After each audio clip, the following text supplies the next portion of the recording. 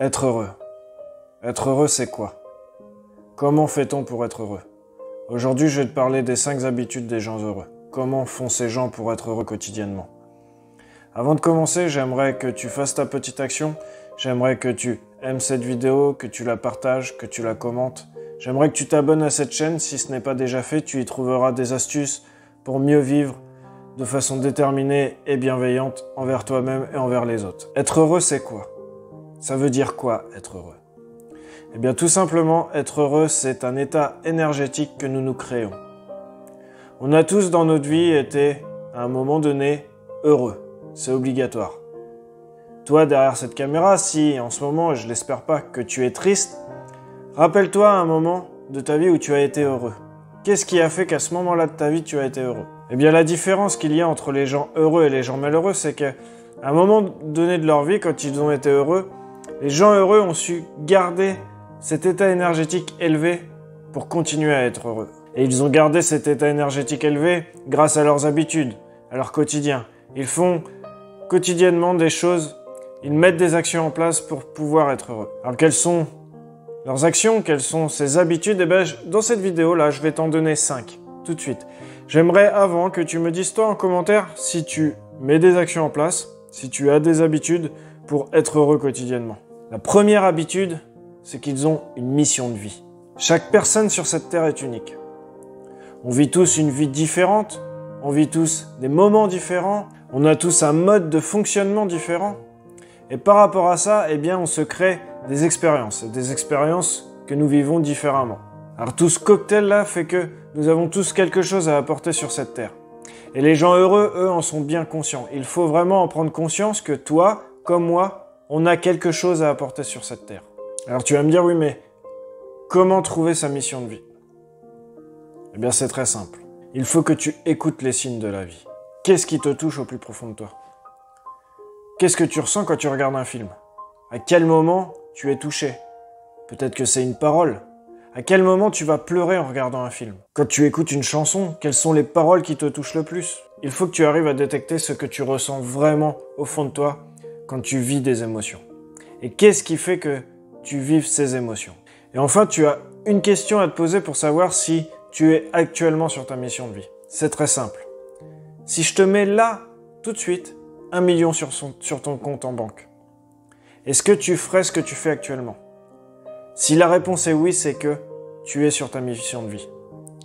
Moi, si tu me mets 1 million sur mon compte en banque, je ferai encore cette vidéo. Je ferai les vidéos que je te fais tous les lundis. C'est d'ailleurs pour ça qu'il faut que tu t'abonnes à cette chaîne. Petite pub. Mais sérieusement, si tu mets 1 million sur mon compte en banque, je fais ce que je fais en ce moment. Et c'est ce qui fait que je sais que je suis en train de réaliser ma mission de vie. La deuxième habitude des gens heureux, ils s'en foutent du regard des autres. Quand les gens heureux font quelque chose, ils ne se préoccupent pas du tout de ce que les gens pensent d'eux. Ils font leur truc sans avoir peur du jugement. Ils ne s'occupent pas du monde extérieur. Il ne faut pas se focaliser sur ce que tu penses que les gens pensent de toi. Alors je sais pas si tu m'as bien suivi, mais le but vraiment, ce que je veux te faire comprendre, c'est que il faut que tu te focalises à 1000% sur ce que tu fais toi, sur ce qui te rend heureux toi, sur l'action que tu fais. Par exemple, pour ma part, moi je pourrais avoir des blocages vis-à-vis de ces vidéos. Tu vois, je pourrais me dire, eh bien mes amis, mes proches, ma famille, s'ils voient ces vidéos, peut-être qu'ils vont se moquer de moi. Si même des inconnus peuvent se moquer de moi, sur Internet c'est facile. Mais je m'en fous. Je le fais tout simplement parce que j'ai envie de le faire. Je le fais tout simplement parce que j'ai acquis une expérience à cause de cette maladie. Si tu n'es pas au courant, j'ai la maladie de Crohn depuis quelques années et j'ai acquis une expérience vis-à-vis de ça. Et j'arrive à vivre beaucoup plus positivement ma vie. J'arrive à faire des actions que je n'aurais pas fait avant. Pourquoi? Parce que j'ai décidé de m'en foutre du regard des autres. Donc si tu as envie de faire quelque chose, si tu as un projet, mais que tu le fais pas parce que tu as peur d'être jugé, tu as peur du regard des autres, fais-le, je t'assure. Si ça vient de ton cœur, si tu as vraiment envie, fais-le. Ne te préoccupe pas du jugement des autres. La troisième habitude des gens heureux, c'est qu'ils apprennent de leurs erreurs. Quand ils font des erreurs, ils assument leurs erreurs. Quand ils font des erreurs, ils vont pas rejeter la faute sur les autres et trouver des excuses à 2 balles. Ils font face à leurs responsabilités et la tête haute. Alors c'est vrai, c'est parfois pas évident, mais c'est ce qu'il y a de mieux, vraiment, pour être heureux. Alors comment fait-on pour assumer ses erreurs? Déjà, quand tu fais une erreur, il faut que tu apprennes à te pardonner. On fait tous des erreurs. C'est normal de faire des erreurs. Ça fait partie du processus de l'apprentissage de la vie de faire des erreurs. Tiens, dis-moi en commentaire, toi, quelle est ta plus grosse erreur que tu aies faite dans ta vie et est-ce que tu te pardonnes de cette erreur? Ensuite, une fois que tu as pris conscience que tu as fait cette erreur, analyse-la. Demande-toi pourquoi tu as fait cette erreur.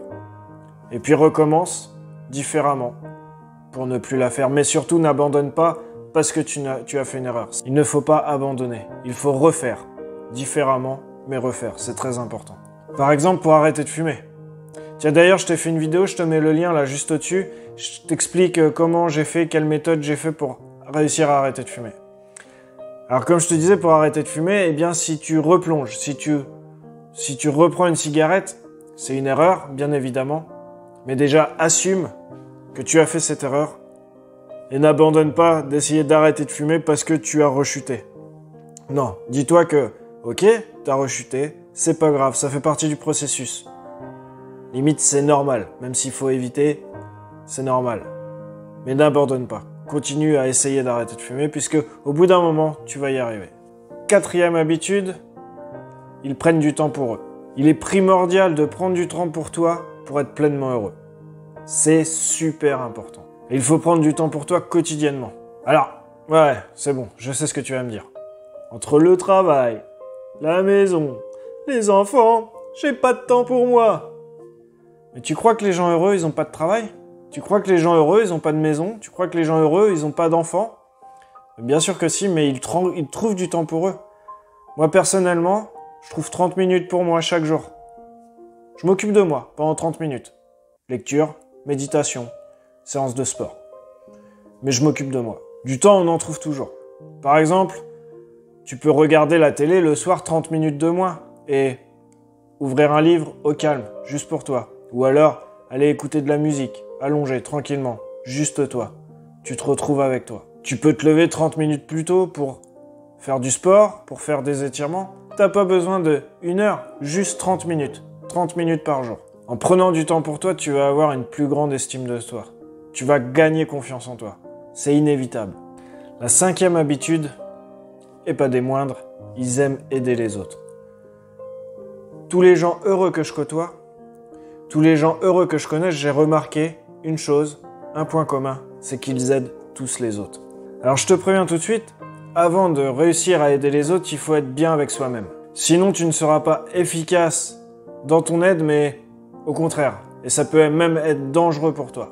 Ça peut avoir des grosses répercussions et notamment des répercussions sur ta santé mentale. Alors d'abord, occupe-toi de toi. Et une fois que tu es bien avec toi, là tu peux aider les autres. Et je dirais même plus, tu te dois d'aider les autres. Tu te dois d'aider ton prochain. Tu connais certainement cette phrase qui dit « Nous récoltons ce que nous semons ». Eh bien c'est vrai. Si tu sèmes de la bienveillance, tu récolteras de la bienveillance. Alors, ça va pas être instantané puisque quand tu plantes des graines, elles poussent pas instantanément. Non, c'est pareil. Quand tu sèmes de la bienveillance, tu récolteras de la bienveillance, mais un peu plus tard. Mais il faut être patient. Mais le jour où ça va arriver, attention là, tiens-toi prêt parce que ça va envoyer du lourd. Moi, par rapport à cette chaîne, par rapport à mes comptes Facebook, je reçois beaucoup de bienveillance, beaucoup de messages de soutien, beaucoup de messages d'encouragement et je t'assure, ça fait énormément plaisir puisque ce que je fais là, je suis pas obligé de le faire après tout, mais j'ai envie de le faire et d'ailleurs, j'en profite pour vous remercier pour toute cette bienveillance et tout ce que vous m'apportez, donc gratitude pour vous. Alors si tu ne sais pas comment faire pour apporter quelque chose à quelqu'un, rassure-toi, tu as forcément quelque chose à apporter. C'est obligatoire. Tu es certainement doué dans un domaine, tu as certainement des passions qui t'animent et tu peux transmettre ça à d'autres personnes qui en ont besoin. Et une fois que tu auras fait cette action-là de transmettre, eh ben, je t'assure que tu peux vraiment être fier de toi. Voilà, j'espère que cette vidéo t'a plu. Je te retrouve lundi prochain 12h12 pour une prochaine vidéo. N'oublie pas de t'abonner. Ciao, ciao.